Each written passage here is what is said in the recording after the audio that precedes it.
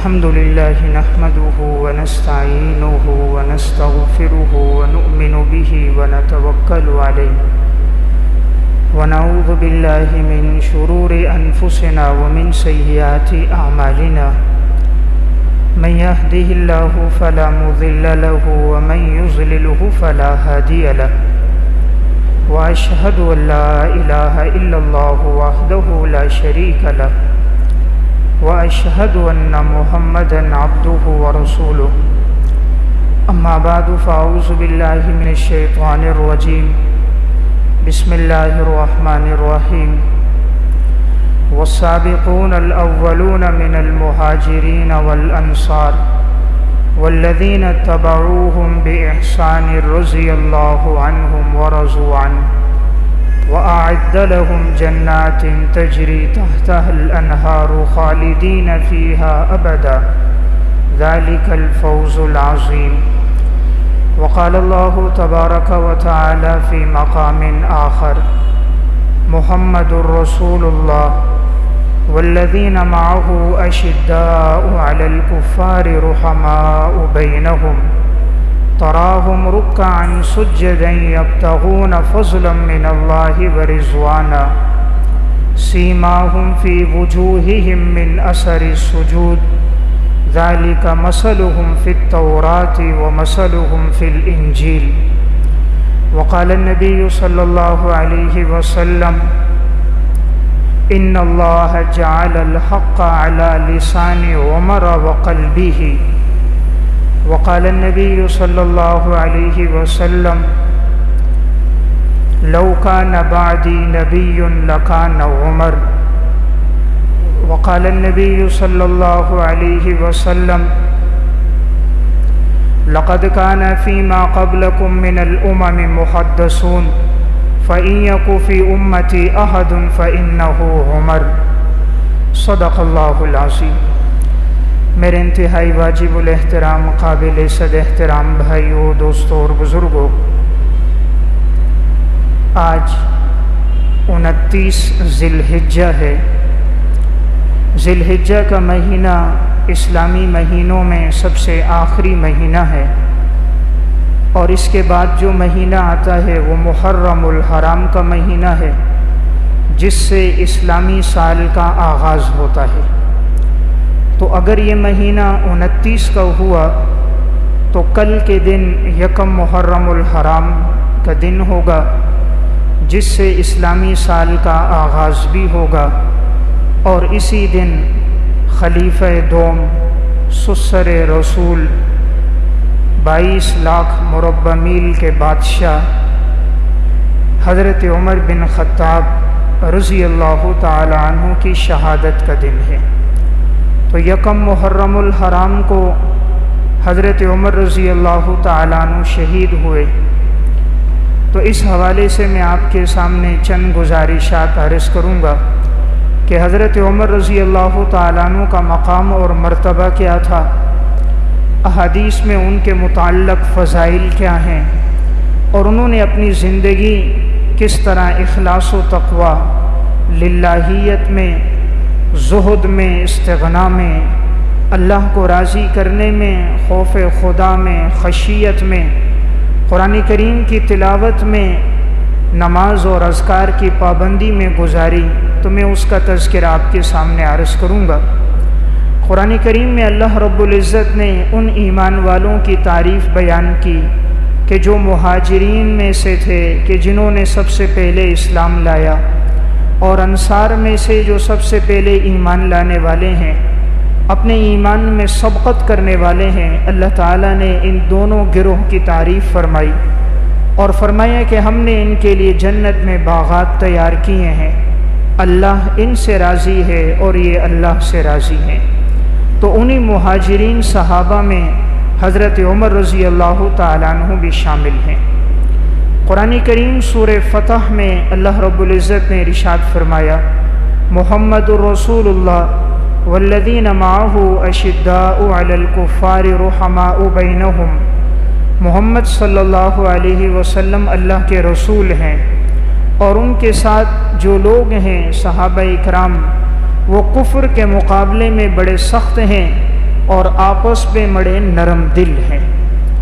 مفسرین نے یہاں ایک نقطہ لکھا کہ والذین معہ سے مراد حضرت ابو بکر صدیق رضی اللہ تعالیٰ عنہ ہیں، جو ہر موقع پر آپ صلی اللہ علیہ وسلم کے ساتھ رہے، اور کفر کے مقابلے میں سخت حضرت عمر رضی اللہ تعالیٰ عنہ ہیں، اور آپس میں نہایت رحم دل محبت کرنے والے نرم مزاج والے عثمان بن عفان ہیں۔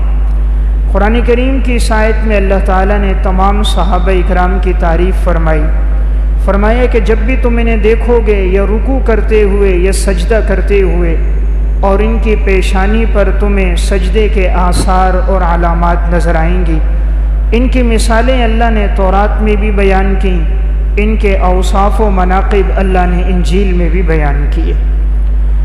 نبی اکرم صلی اللہ علیہ وسلم نے بھی حضرت عمر رضی اللہ تعالیٰ عنہ کے بڑے فضائل بیان فرمائے۔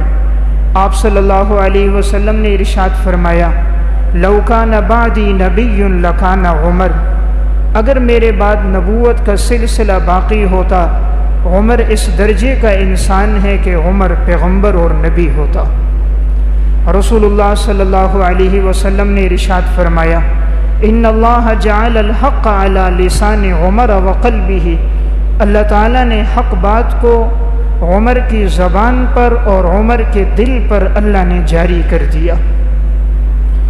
صحابہ اکرام میں حضرت عمر رضی اللہ تعالیٰ عنہ کا وہ مقام ہے کہ آپ صلی اللہ علیہ وسلم نے خود اللہ سے دعا فرمائی تھی کہ یا اللہ عمر بن خطاب کو یا عمر بن ہشام میں سے جو آپ کے ہاں زیادہ محبوب ہو اسے ایمان کی دولت سے مالا مال فرما۔ سنن ترمذی اور مسند احمد کی روایت ہے آپ صلی اللہ علیہ وسلم کی دعا قبول ہوئی اور حضرت عمر رضی اللہ تعالیٰ عنہ ایمان لے کر آئے۔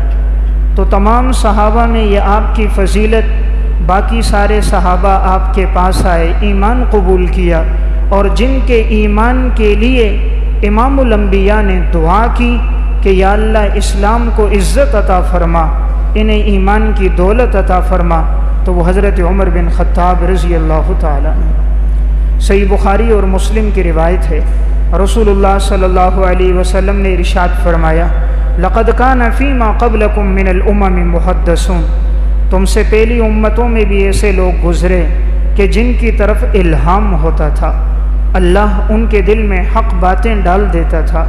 میری امت میں اگر کوئی ایسا انسان ہے تو وہ عمر بن خطاب ہے، یعنی اللہ جن کے دل میں حق بات ڈالتا ہے، حق بات کا اللہ الہام کرتا ہے، وہ حضرت عمر ہیں۔ جناب رسول اللہ صلی اللہ علیہ وسلم نے ارشاد فرمایا، صحیح بخاری کی روایت ہے، آپ نے فرمایا کہ میں نے خواب میں جنت دیکھی اور میں نے جنت میں ایک خاتون کو دیکھا، وہ حضرت ام سلیم رضی اللہ تعالی عنہا تھیں۔ پھر فرمایا میں نے قدموں کی آہٹ سنی، وہ حضرت بلال کی آہٹ تھی۔ فرمایا پھر میں نے جنت میں ایک محل دیکھا، میں نے پوچھا یہ محل کس کا ہے؟ مجھے بتایا گیا عمر بن خطاب کا ہے۔ آپ صلی اللہ علیہ وسلم نے فرمایا میں نے چاہا کہ میں اس محل میں داخل ہو جاؤں، لیکن عمر تمہاری غیرت مجھے یاد آ گئی۔ حضرت عمر رضی اللہ تعالیٰ عنہ نے فرمایا میرے ماں باپ آپ پر قربان ہو جائیں، اے اللہ کے رسول کیا آپ کے مقابلے میں غیرت کروں گا؟ حدیث سنانے کا مقصد حضور نے جنت میں جن کا محل دیکھا اسے عمر بن خطاب کہتے ہیں۔ آپ صلی اللہ علیہ وسلم نے جن 10 آدمیوں کو جنت کی بشارت دی جنہیں عشرہ مبشرہ کہا جاتا ہے، ان میں پہلے نمبر پر ابو بکر ہیں تو دوسرے نمبر پر حضرت عمر بن خطاب ہیں۔ صحیح بخاری اور مسلم کی روایت ہے رسول اللہ صلی اللہ علیہ وسلم نے ارشاد فرمایا کہ میں نے خواب دیکھا، خواب میں مجھے دودھ پیش کیا گیا اور میں نے دودھ پیا، اتنا پیا کہ میری سیرابی ہو گئی، یہاں تک کہ میرے ناخنوں کے نیچے تک میں سیراب ہو گیا، یعنی میں نے مکمل طور پر بھرپور انداز میں دودھ پیا۔ پھر میں نے اپنا بچا ہوا دودھ عمر بن خطاب کو دیا۔ صحابہ اکرام نے پوچھا اس کی تعبیر کیا ہے؟ آپ نے فرمایا اس کی تعبیر علم ہے، دودھ کی تعبیر علم ہے۔ تو گویا جو دودھ کا پیالہ حضور کو پلایا گیا علم و حکمت کا، اور آپ کا بچا ہوا دودھ جسے پلایا گیا وہ عمر بن خطاب ہیں۔ صحیح بخاری کی روایت ہے، رسول اللہ صلی اللہ علیہ وسلم نے ارشاد فرمایا، میں نے خواب دیکھا، چند لوگ میرے سامنے آئے، میں نے دیکھا بعض نے قمیص پہنی ہے، کسی کی قمیص اس کے سینے تک ہے، تنگ ہے، کسی کی قمیص سینے سے تھوڑا نیچے تک ہے، کسی کی قمیص اس کے آس پاس برابر ہے، لیکن میں نے دیکھا ایک آدمی کی قمیص بہت لمبی ہے اور وہ قمیص کو گھسیٹتے ہوئے لے جا رہے ہیں، تو وہ عمر بن خطاب تھے۔ صحابہ اکرام نے پوچھا اس کی تعبیر کیا ہے؟ آپ نے فرمایا اس کی تعبیر دین ہے، یعنی اللہ تعالیٰ نے انہیں دین کا علم سب سے زیادہ عطا فرمایا کہ یہ جو جسم ان کا ڈھکا ہوا ہے اور قمیص ان کی لمبی ہے، اس کی تعبیر دین کے ساتھ ہے۔ جن کی قمیصیں چھوٹی ہیں، تنگ ہیں، ان میں دین اور دینداری اور علم و حکمت کم ہے، اور اللہ نے عمر کو دین عطا فرمایا ہے۔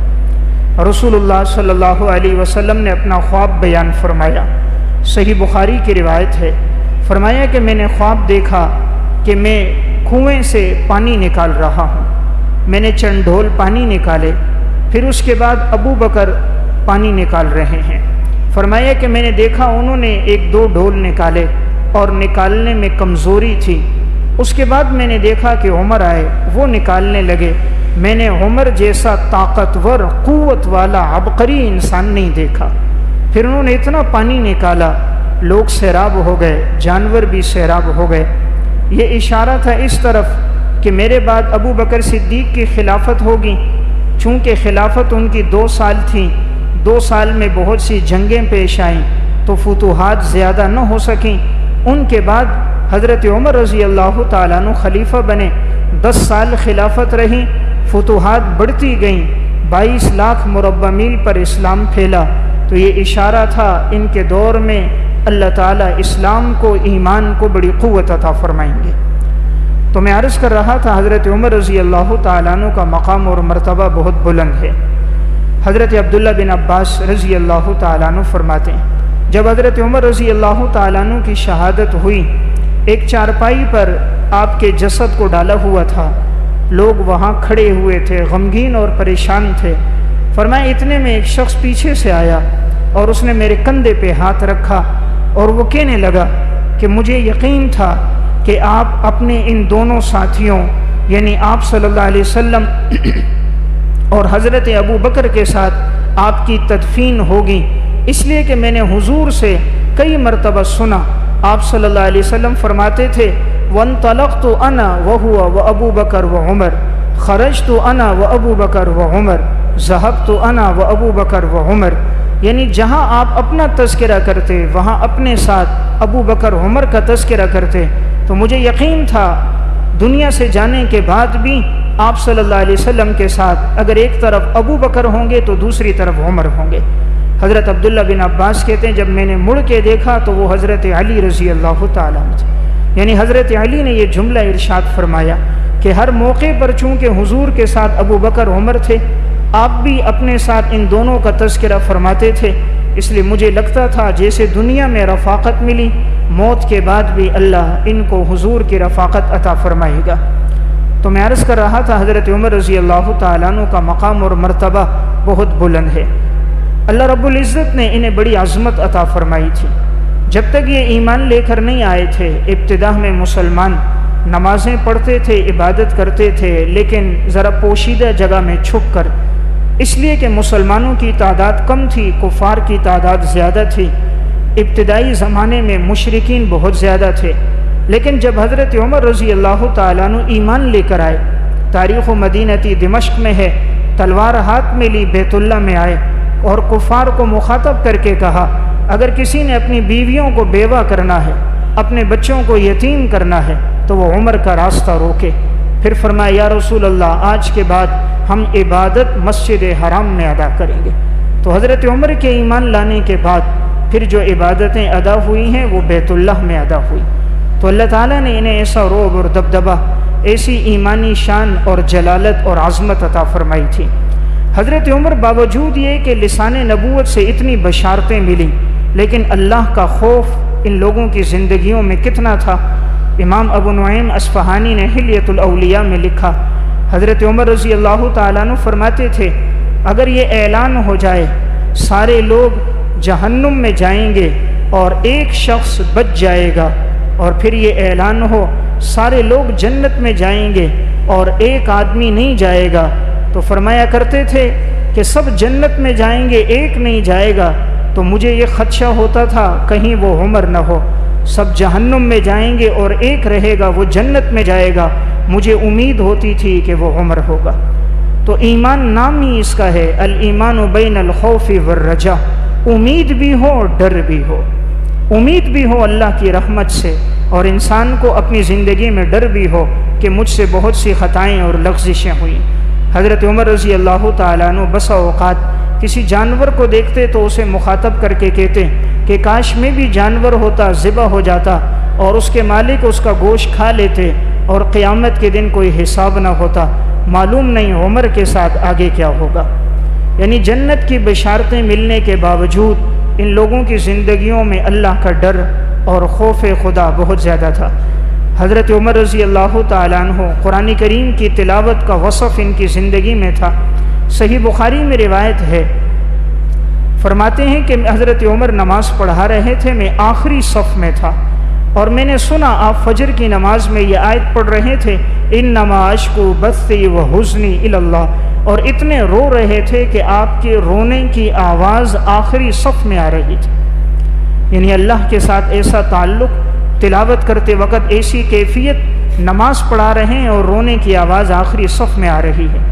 حیات الصحابہ میں واقعہ ہے، ایک دفعہ نماز پڑھا رہے تھے اور یہ آیت تلاوت کی، ان عذاب ربک لواقع ما لہ من دافع، یقیناً اللہ کا عذاب واقع ہونے والا ہے اور کوئی اللہ کے عذاب کو روکنے والا نہیں۔ یہ آیتیں پڑھی تو اتنا روئے کہ بیمار ہو گئے، 20 دن تک لوگ آپ کی عیادت کرتے رہے۔ قرآن کریم کا اتنا اثر ہوتا تھا آپ کی ذات پر۔ آج تو ہم پڑھ لیتے ہیں، سن لیتے ہیں، ہمارے اوپر اثر نہیں ہوتا۔ جب دل پاک ہوتے ہیں تو قرآن کا اثر ہوتا ہے، جب دل گناہوں سے آلودہ ہو جاتے ہیں زنگ لگ جاتا ہے، اور جب فحاشی اور یعنی بے حیائی میں، انٹرنیٹ کیبل میں، گانے سننے میں، فلمیں دیکھنے میں وقت گزر جاتا ہے، پھر قرآن اور وحی کا اثر نہیں ہوتا، پھر وہ ہمارا اپنا قصور ہوتا ہے کہ ہم وحی کی تاثیر کو قبول نہیں کر پاتے۔ تو میں عرض کر رہا تھا کہ حضرت عمر رضی اللہ تعالیٰ عنہ کا دل پاکیزہ تھا، قرآن کریم پڑھتے وقت معانی میں غور و فکر کرتے تھے اور قرآن پڑھتے وقت روتے تھے، قرآن کریم کے سامنے فوراً ٹھہر جاتے تھے، قرآن کوئی پڑھتا حکم سامنے آتا، غصے میں بھی ہوتے اپنے غصے کو ترک کر دیتے۔ صحیح بخاری کی روایت ہے، حر بن قیس کہتے ہیں کہ ایک دفعہ میرے چچا نے مجھ سے کہا کہ میں حضرت عمر سے ملنا چاہتا ہوں، تم ان سے وقت لے لو، تو میں نے ان کے لیے وقت لے لیا۔ ان کے چچا کا نام عیینہ بن حصن تھا۔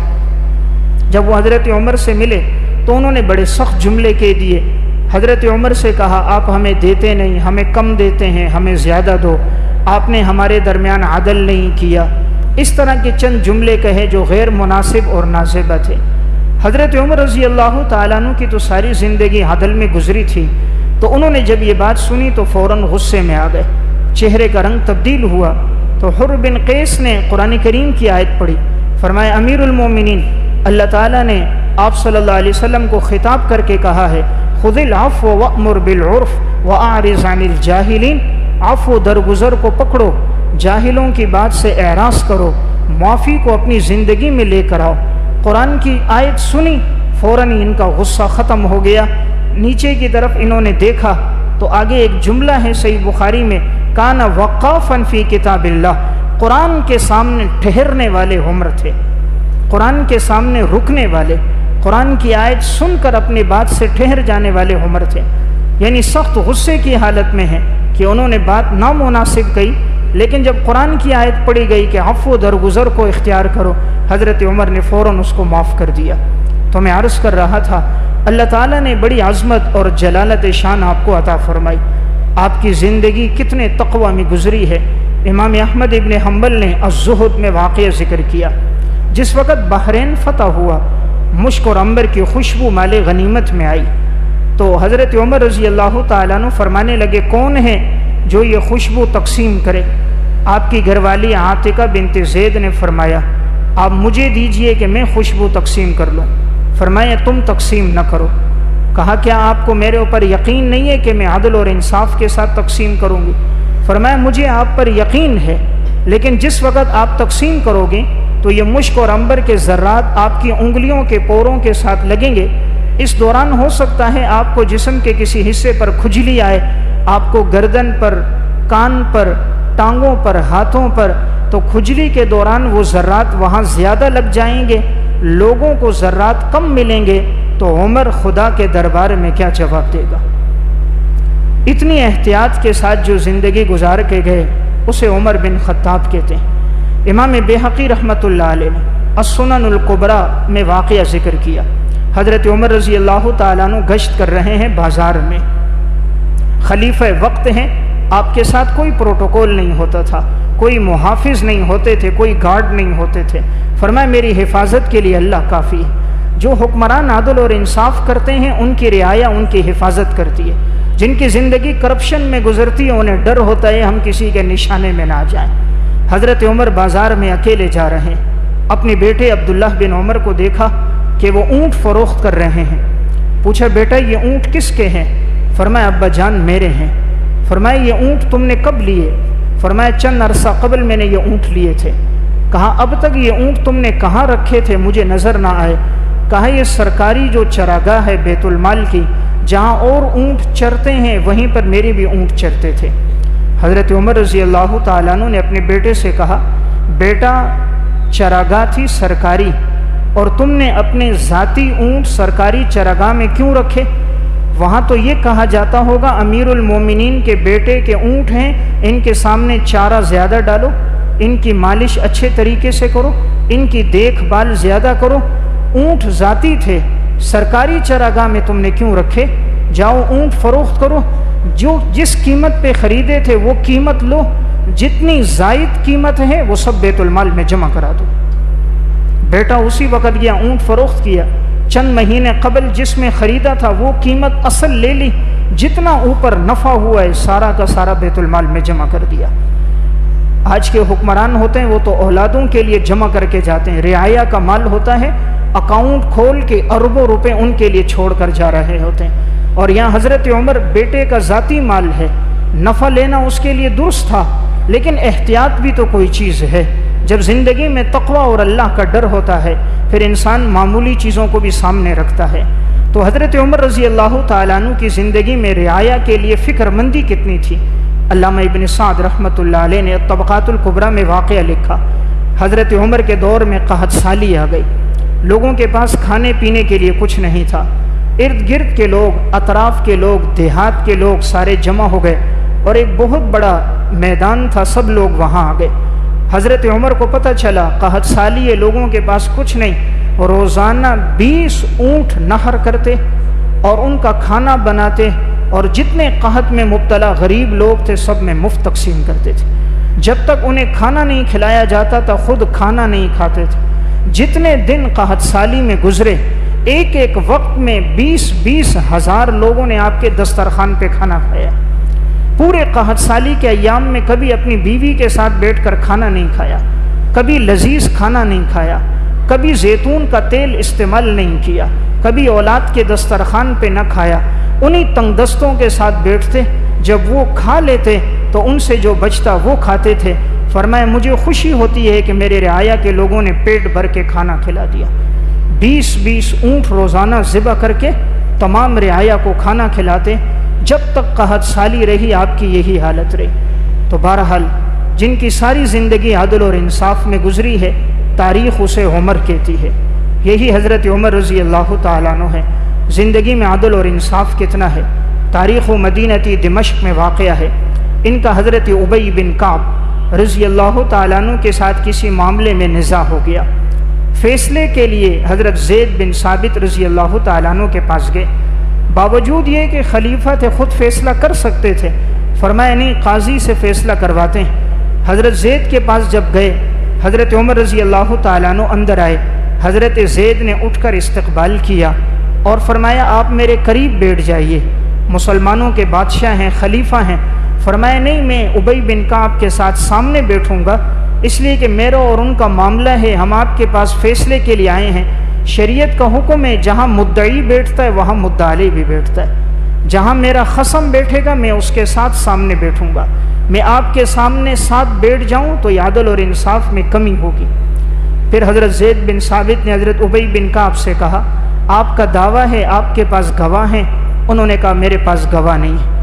اب شریعت کا حکم ہے مدعی کے پاس گواہ نہ ہو تو مدعا علیہ قسم کھائے، تو حضرت عمر رضی اللہ تعالیٰ عنہ پر قسم آتی تھی۔ حضرت زید نے حضرت ابی بن کعب سے کہا آپ امیر المومنین سے قسم نہ لیں۔ حضرت عمر نے فرمایا نہیں، شریعت کا قانون ہے مدعی گواہ لے کر آئے گا، جس پر دعویٰ ہے وہ قسم کھائے گا، تو میرے اوپر قسم ہے میں قسم کھاؤں گا، میں شریعت کے قانون سے مستثنا اور الگ نہیں ہو سکتا۔ آپ نے قسم کھائی، فیصلہ آپ کے حق میں ہوا، تو آپ نے ایک جملہ حضرت زید بن ثابت سے کہا، فرمایا تم اس وقت تک منصف، جج اور قاضی نہیں بن سکتے جب تک تمہاری نظر میں عمر اور عام آدمی برابر نہ ہو جائے۔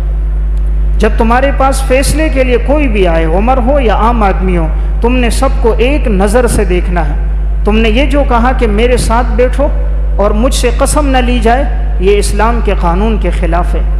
اندازہ کیجئے کہ 22 لاکھ مربع میل کے بادشاہ ہیں، اپنے دور کے قاضی ہیں، قاضی خود مقرر کیا ہے، لیکن اسلام کے قانون کو کسی وقت ان لوگوں نے چھوڑا نہیں ہے۔ تو بہرحال ساری زندگی حضرت عمر کی خوف خدا میں، تقوی میں گزر گئی۔ محض الثواب فی فضائل امیر المومنین عمر بن خطاب میں اور مناقب عمر بن خطاب میں واقعہ ہے۔ احنف بن قیس فرمانے لگے ایک دفعہ میں امیر المومنین کو تلاش کر رہا تھا تو مجھے نہ ملے، میں نے کسی سے پوچھا کہاں ہوں گے؟ انہوں نے کہا جو سرکاری چراگاہ ہے وہاں دیکھو۔ کہتے ہیں سرکاری چراگاہ میں جب گیا وہاں اونٹ تھے، گھوڑے تھے، چر رہے تھے۔ حضرت عمر رضی اللہ تعالیٰ عنہ نے اپنا اصل لباس اتارا ہوا تھا، دوسرا لباس پہنا ہوا تھا، ہاتھ میں تیل تھا اور اونٹوں کی مالش کر رہے تھے۔ سخت گرمی کا موسم، عرب کی تپتی ہوئی گرمی، اور وہ بھی ایک ریگستان، اور ریگستان میں اونٹوں کی اکیلے مالش۔ احنف بن قیس قریب گئے، امیر المومنین یہ آپ کیا کر رہے ہیں؟ فرمایا یہ رعایا کے اونٹ ہیں، ان کی مالش کر رہا ہوں۔ کہا امیر المومنین یہ کام کسی اور سے لے لیں، کسی خادم کو، غلام کو کہہ دیں۔ فرمایا عمر بھی تو اپنی قوم کا غلام اور خادم ہے، میں بادشاہ ہوں، یہ میری ذمہ داری ہے۔ کیا کوئی ایسا حکمران تاریخ بتا سکتی ہے کہ جو 22 لاکھ مربع میل کا بادشاہ ہو اور اپنی رعایا کے اونٹوں کی خود مالش کر رہا ہو؟ زندگی انہوں نے اس طرح عدل اور انصاف میں گزاری۔ یہی عمر بن خطاب رضی اللہ تعالیٰ عنہ ایک موقع پر ذرا دوڑتے ہوئے جا رہے ہیں، حضرت علی رضی اللہ تعالیٰ عنہ کی نگاہ پڑی، امیر المومنین تیزی میں کہاں جا رہے ہیں؟ فرمایا علی بیت المال کا ایک اونٹ کہیں بدک گیا ہے، اس کو تلاش کرنے کے لیے جا رہا ہوں۔ فرمایا امیر المومنین کسی اور کو حکم دے دو۔ فرمایا کہ نہیں، اگر ایک کتا بھی دریائے فرات کے پاس بھوکا مر جاتا ہے تو عمر سے سوال ہوگا، یہ اونٹ بھی بدک گیا تو عمر سے پوچھا جائے گا۔ حضرت علی نے اس موقع پر فرمایا امیر المومنین آپ نے جو اپنا طرز زندگی رکھا یہ تو بعد والوں کے لیے بڑا مشکل ہوگا کہ خلیفہ ہو کر رعایا کے اونٹوں کو تلاش کریں، خلیفہ ہو کر رعایا کے اونٹوں کے بارے میں فکر مند ہو، ایسی طرز زندگی آخر کون اختیار کر سکتا ہے؟ تو میں عرض کر رہا تھا یہی حضرت عمر رضی اللہ تعالیٰ عنہ ہیں کہ جو مہینہ اب شروع ہونے والا ہے یکم محرم الحرام، اس کی پہلی تاریخ کو حضرت عمر رضی اللہ تعالیٰ عنہ کی شہادت ہے۔ حضرت عمر رضی اللہ تعالیٰ عنہ کی نظر میں بادشاہ ہو یا عام آدمی ہو سب برابر ہوتے تھے، آپ کا قانون عدل اور انصاف سب کے لیے یکساں ہوتا تھا۔ امام واقدی رحمۃ اللہ علیہ کی کتاب فتوح الشام، اس میں انہوں نے واقعہ لکھا، جبلہ بن ایہم غسان کا بادشاہ تھا۔ جبلہ بن ایہم جس وقت یہ مکہ میں آیا تو بڑی شان و شوکت کے ساتھ آیا، اس کے ساتھ اس کے محافظ بھی تھے اور اس کے ساتھ اس کی فوج کے دستے کے لوگ بھی تھے، بڑی خوبصورت اس نے چادر ڈالی، منقش لباس پہنا ہوا تھا۔ اس وقت یہ ایمان لے کر آیا تو یہ بیت اللہ کا طواف کر رہا تھا اور اس کی چادر گھسٹتی ہوئی اس کے ساتھ ساتھ تھی۔ عرب کے اندر چونکہ ایک تکبر ہوتا تھا، ان کے چادریں بھی وہ لوگ گھسیٹ کے لے جاتے، پانچے بھی ٹخنوں سے نیچے ہوتے، تو چادر ان کی گھسٹ رہی تھی۔ تو جب یہ طواف کر رہے تھے تو ایک شخص بھی طواف کر رہا تھا، اچانک اس کا پاؤں غلطی سے ان کی چادر پہ پڑ گیا۔ تو جبلہ بن ایہم جو بادشاہ تھا اس نے غصے میں انہیں زور سے مارا، اتنے زور سے مارا کہ اس شخص کی ناک کی ہڈی ٹوٹ گئی اور ناک سے خون بہنے لگ گیا۔ وہ حضرت عمر رضی اللہ تعالیٰ عنہ کے پاس آیا، امیر المومنین اس شخص نے مجھے بلا وجہ مارا، غلطی سے میرا پاؤں اس کی چادر پہ پڑ گیا اور اس نے اتنے زور سے مارا کہ میری ہڈی ٹوٹ گئی، خون بہہ رہا ہے۔ حضرت عمر رضی اللہ تعالیٰ عنہ نے غسان کے بادشاہ جبلہ بن ایہم کو بلا کر کہا تم نے اس کو کیوں مارا؟ کہا امیر المومنین اس نے میری چادر پہ پاؤں رکھا۔ فرمایا اس نے غلطی سے پاؤں رکھا ہے تو تم نے اس کو اتنی بڑی سزا دے دی کہ تم نے ناک کی ہڈی توڑ دی۔ فرمایا اس کو راضی کرو یہ تمہیں معاف کر دے۔ اگر اس نے معاف نہ کیا، اسلام کا قانون عدل ہے، پھر ہم تمہاری بھی ناک کی ہڈی توڑیں گے۔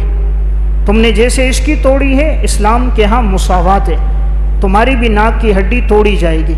اس شخص نے کہا کیا بادشاہ اور فقیر برابر ہیں؟ کہا ہاں، اسلام کے ہاں سب برابر ہے، اسلام میں قانون عدل ہے۔ اسلام یہ نہیں دیکھتا یہ وزیر اعظم ہے یا یہ فقیر ہے، یہ صدر پاکستان ہے یا عام شخص ہے، اسلام میں عدل سب کے لیے برابر ہے۔ اس شخص نے کہا میں تمہارا مذہب چھوڑ دوں گا۔ حضرت عمر نے فرمایا تو مرتد ہوگا، پھر تو میں تیرا سر قلم کر دوں گا، مرتد ہوگا سر قلم کر دوں گا، اور اگر اس نے معاف نہیں کیا تو تیرے ناک کی ہڈی اسی طرح توڑوں گا۔ بادشاہ غسان نے حضرت عمر بن خطاب کا رعب اور دبدبہ دیکھا، ڈر گیا کہ واقعی یہ تو اپنا فیصلہ نافذ کریں گے۔ کہنے لگا مجھے کل تک کی مہلت دو۔ کل تک کی مہلت لی۔ رات کے وقت یہ شخص اپنے لوگوں کے ساتھ رات کے اندھیرے میں کہیں بھاگ کر نکل گیا اپنے علاقے میں، اور پھر بدبخت تھا، مرتد ہو گیا۔ لیکن حضرت عمر نے اس کی وجہ سے قانون نہیں بدلا، اس کی وجہ سے اسلام کے حکم کو تبدیل نہیں کیا کہ یہ بادشاہ ہے تو اس کے لیے فیصلہ تبدیل ہو جائے۔ فرمایا شریعت کا جو فیصلہ ہے، بادشاہ ہو یا فقیر ہو، سب کے لیے فیصلہ یکساں ہوگا۔ تو میں عرض کر رہا تھا ساری زندگی آپ کی عدل اور انصاف میں گزری، اور آپ نے یہ عدل سب کے لیے برابر رکھا، یہاں تک کہ اپنے گورنروں میں بھی آپ نے عدل رکھا۔ ہر سال حج کا موقع ہوتا، آپ سارے گورنروں کو جمع کرتے، تمام شہروں کے گورنر بیت اللہ کے قریب جمع ہو جاتے، پھر آپ کی کھلی عدالت لگتی۔ فرماتے اگر میرے کسی گورنر نے کسی پر ظلم کیا ہے یا ان کے بیٹوں میں سے کسی نے ظلم کیا ہے مجھے بتائے تو نہ تاکہ میں انصاف کر سکوں۔ کسی پہ ظلم ہوا ہوتا وہ کھڑا ہو جاتا، حضرت عمر کو بتاتا۔ ایک سال ایسا ہوا، یہ واقعہ فتوح مصر والمغرب میں اور حسن المحاضرہ فی تاریخ مصر والقاہرہ میں ہے۔ ایک شخص آیا، حضرت عمر رضی اللہ تعالیٰ عنہ سے کہا آپ کے گورنر عمر بن عاص رضی اللہ تعالیٰ عنہ کے بیٹے نے میرے ساتھ گھڑ دوڑ کا مقابلہ کیا اور مقابلے میں اسے جیت گیا، لیکن اس کو بڑا غصہ آیا میرے جیتنے پر، تو اس نے کوڑا لے کر میرے سر پہ مارا، اور مجھے 2-3 اس نے کوڑے مارے اور بڑے سخت مارے، اور کہتا تھا میں تو معزز آدمی ہوں، تو مجھے کیسے شکست دے سکتا ہے؟ تو کہا بلا وجہ اس نے مجھے مارا ہے، آپ مجھے انصاف دلائیں۔ حضرت عمر رضی اللہ تعالیٰ عنہ نے حضرت عمر بن عاص کو کہا اپنے بیٹے کو اپنے ساتھ لے کر فوراً پہنچو۔ حضرت عمر بن عاص صحابی رسول ہیں، آئے، ان کا بیٹا بھی ساتھ ہے۔ حضرت عمر بن عاص کو حضرت عمر نے فرمایا میں نے تمہیں گورنر بنایا تھا، تمہارے بیٹوں کو یہ اختیار کس نے دیا کہ وہ رعایا کے لوگوں پر ہاتھ اٹھائیں، اور شکست کھانے کے باوجود وہ اپنے کوڑے سے ان کے سروں پہ مارے؟ آپ نے اس مصری شخص کو بلایا، حضرت عمر بن عاص کے بیٹے کو بلایا اور کہا اس کو باندھو، درخت کے ساتھ باندھا، اس کے ہاتھ میں کوڑا دیا، کہا اسی طرح اس کے سر پر مارو جس طرح اس نے تمہارے سر پہ مارا تھا، لیکن برابری رکھنا، بہت تیز بھی نہیں مارنا، ایک جگہ آگے قیامت کی بھی ہے، زیادہ شدت سے بھی نہ مارنا کہ تم غصہ نکالو، ایک دن آگے بھی آنے والا ہے، جس طرح اس نے تمہیں مارا ہے اسی طرح مارو۔ اس نے اسی طرح کوڑا لے کر گورنر کے بیٹے کو سر عام مارا۔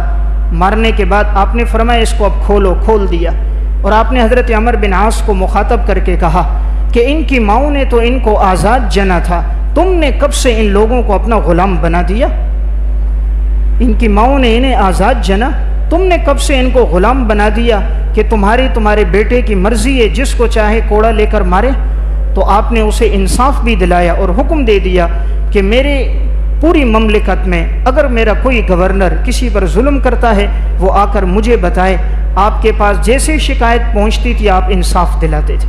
تو میں عرض کر رہا تھا جب حکمران کی زندگی عدل میں گزرتی ہے تو وہ عدل کرتا ہے، جب حکمران ہی ظالم ہو وہ اپنے ماتحتوں پر کیا عدل کرے گا؟ کوڑے تو وہ مارے گا جو خود کرپشن نہ کرے، زانی پہ وہ حد جاری کرے گا جو خود زانی نہ ہو، ڈاکو کا وہ ہاتھ کاٹے گا جو خود لٹیرا نہ ہو، قاتل کو وہ قتل کرے گا جو خود قاتل نہ ہو۔ جس کی اپنی زندگی ان گناہوں میں گزرے وہ بھلا کیا انصاف کر سکتے ہیں؟ تو یہ خلفائے راشدین کی زندگی تھی ہی عدل اور انصاف میں۔ تو میں عرض کر رہا تھا حضرت عمر رضی اللہ تعالیٰ عنہ کی زندگی کے واقعات، کس طرح انہوں نے عدل میں اپنی زندگی گزاری۔ حضرت ابو عبیدہ بن جراح رضی اللہ تعالیٰ عنہ شام کے گورنر تھے۔ انہوں نے حضرت عمر کو خط لکھا کہ آپ شام تشریف لائیے، وہاں کے لوگ آپ سے ملنا چاہتے ہیں۔ وہاں کے عیسائی راہب کہتے تھے ہم دیکھیں گے جو علامات ہم نے تورات میں پڑھی مسلمانوں کے خلیفہ کی، اگر وہ علامتیں موجود ہیں تو ہم خود چابیاں بیت المقدس کی دے دیں گے، لڑنے کی ضرورت نہیں ہوگی۔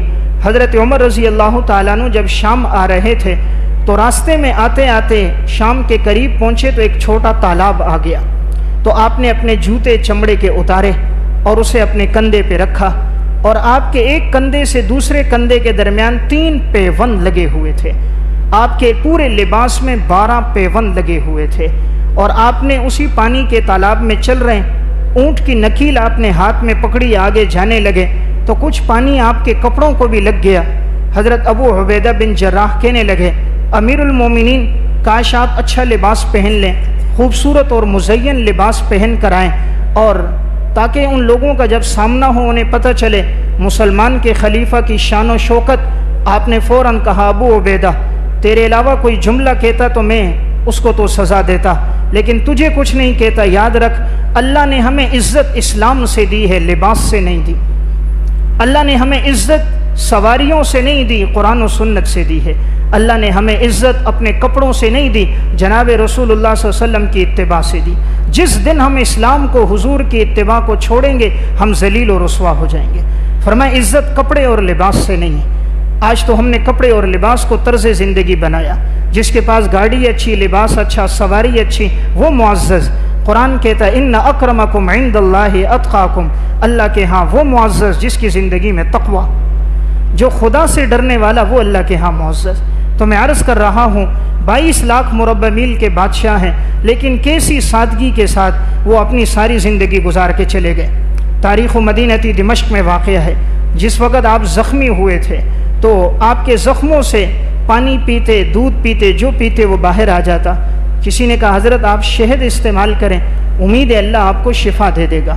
آپ نے گھر پیغام بھیجا کیا گھر میں کوئی شہد ہے تو مجھے بتاؤ، گھر سے پیغام آیا شہد نہیں ہے۔ کسی نے کہا حضرت بیت المال میں شہد پڑا ہوا ہے، چند چمچ ہوگا آپ وہ لے لیں۔ فرمایا بیت المال کا شہد میرے لیے استعمال کرنا جائز نہیں جب تک مجھے تمام لوگ اجازت نہ دیں۔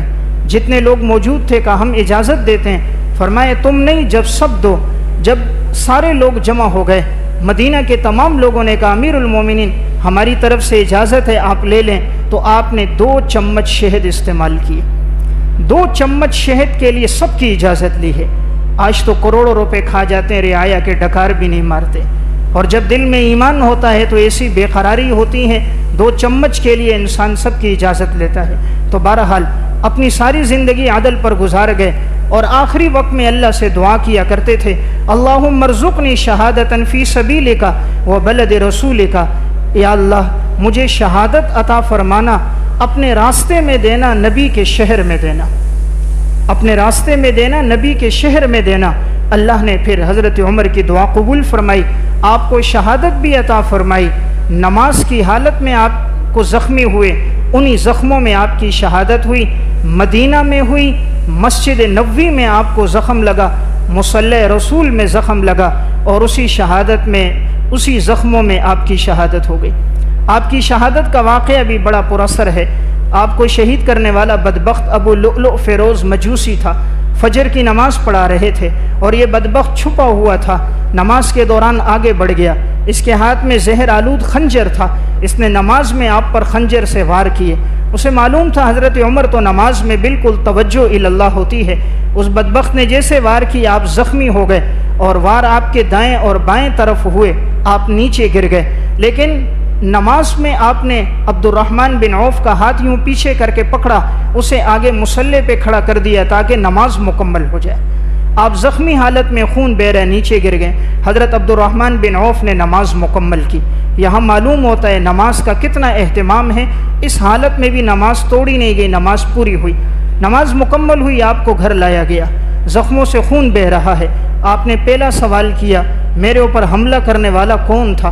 کسی نے کہا ابو لؤلؤ فیروز مجوسی تھا. آپ نے کہا مسلمان تو کوئی نہیں تھا؟ کہا نہیں مسلمان نہیں تھا. کہا الحمدللہ میں کسی مسلمان کے ہاتھ سے مارا نہیں گیا ہوں. پھر جب زخمی حالت ہے آپ کی, آپ کا بیٹا ہے عبداللہ ابن عمر, اس نے اپنے والد کا سر حضرت عمر کا اپنی گود میں لیا. حضرت عمر کے جسم سے خون بہ رہا ہے, آنکھوں سے آنسو بہ رہے ہیں. اپنے بیٹے سے کہتے ہیں بیٹا میرا سر زمین پہ رکھ دو. کہتے ہیں ابا جی کوئی بات نہیں, کچھ نہیں ہوتا, میں نے اپنی ران پہ رکھا ہے. فرمایا نہیں زمین پہ رکھو. انہوں نے رکھا تو اپنے گالوں کو مٹی میں ملا اور آسمان کی طرف دیکھا کہ اے اللہ اگر تو نے عمر پہ رحم نہیں کیا تو عمر تباہ و برباد ہو جائے گا. جن کو جنت کی بشارتیں لسان نبوت سے ملیں وہ روتے روتے دنیا سے چلے جائیں. آخری حالتیں رو رہے ہیں. لیکن جب بے ہوشی طاری ہو گئی, اب سب نے کہا معلوم نہیں آپ کی کیا حالت ہے. کسی نے کہا کہ یہ کہو کہ نماز کا وقت ہے. سب سے پہلے جس چیز پہ آپ کی آنکھ کھلتی ہے وہ نماز ہے. سب سے اہم چیز آپ کے نزدیک نماز ہے. اگر آپ کے جسم کے کسی حصے میں بھی ہوش و حواس ہوگا آپ جواب دیں گے. بے ہوشی کی حالت تھی. کسی نے کہا امیر المومنین نماز کا وقت ہو گیا. ایک دم آنکھ کھلی, فرمایا مجھے وضو کرواؤ میں نماز پڑھوں. اور فرمایا جس کی نماز نہیں ہے اس کا دین نہیں. آخری وقت فرمایا جس کی نماز نہیں ہے اس کا دین نہیں. آپ کے سامنے ایک نوجوان آیا, اس کے 5-6 ٹخنوں سے نیچے لٹک رہے تھے, زخمی حالت تھی. فرمایا بیٹا 5-6 ٹخنوں سے اوپر کر دو, اللہ کے رسول کو خوش کر دو گے, تمہارے کپڑے بھی صاف رہیں گے, اللہ کے ہاں تمہارا مقام بھی ہوگا. زخمی حالت ہے پھر بھی امر بالمعروف نہیں عن المنکر, خلاف شریعت کوئی بات دیکھتے ہیں تو کہتے ہیں. آخری وقت میں پھر آپ نے ایک وصیت کی, اپنے بیٹے عبداللہ بن عمر سے کہا کہ لگتا ہے ان زخموں میں شاید میرا انتقال ہو جائے, تم جاؤ حضرت عائشہ رضی اللہ تعالیٰ عنہ کے پاس اور ان سے جا کر اجازت طلب کرو. کہو کہ میرا والد عمر بن خطاب کہتا ہے, یہ نہ کہنا امیر المومنین کہتا ہے. اب میں امیر المومنین نہیں ہوں, میں عمر ہوں. کہا عمر کہتا ہے کہ اگر اجازت ہو تو میں آپ صلی اللہ علیہ وسلم کے پڑوس میں دفن ہو جاؤں. کہا اگر ام المومنین اجازت دے دیں تو مجھے دفن کر دینا, اور اگر اجازت نہ دیں مجھے مسلمانوں کے قبرستان میں دفن کرنا, زبردستی نہ کرنا. عبداللہ ابن عمر حضرت عائشہ رضی اللہ تعالیٰ عنہ کے پاس گئے کہ حضرت عمر اجازت مانگ رہے ہیں کہ اگر مجھے یہاں تدفین کی اجازت مل جائے. ام المومنین حضرت عائشہ رضی اللہ تعالیٰ عنہ نے فرمایا یہ جگہ میں نے اپنے لیے رکھی تھی, ایک طرف میرے والد حضرت ابو بکر صدیق اور میرے خاوند جناب رسول اللہ صلی اللہ علیہ وسلم ہے. میری چاہت تھی میری یہاں قبر ہو, لیکن میں اپنے اوپر عمر بن خطاب کو ترجیح دیتی ہوں اور میری اجازت ہے ان کی تدفین یہی ہو. حضرت عمر کو جب خبر ملی تو بڑے خوش ہو گئے. پھر فرمایا کہ میری جب شہادت ہو جائے, ہو سکتا ہے انہوں نے میری زندگی کی وجہ سے کہا ہو, جب میری شہادت ہو جائے تو میری لاش لے کر جانا, ام المومنین کے دروازے کے سامنے رکھنا, پھر دستک دینا کہ عمر کا جنازہ آیا. اگر حضرت عائشہ اجازت دے دیں مجھے دفنا دینا, اجازت نہ دیں مجھے مسلمانوں کے قبرستان میں لے جانا. آپ کا جنازہ لایا گیا, دستک ہوئی, ام المومنین نے کہا نہیں اجازت ہے اجازت ہے, تو آپ کو دفنایا گیا. تو ایک طرف رسول اللہ صلی اللہ علیہ وسلم کے, ایک طرف ابو بکر, دوسری طرف حضرت عمر. تو جب قیامت کا دن ہوگا ہر انسان اپنی قبروں سے اٹھے گا. روز محشر میں حضور کے دائیں طرف سے ابو بکر اٹھیں گے, بائیں طرف سے عمر بن خطاب ہوں گے. اللہ ہمیں ان کی طرز زندگی کے مطابق زندگی گزارنے کی توفیق عطا فرمائے.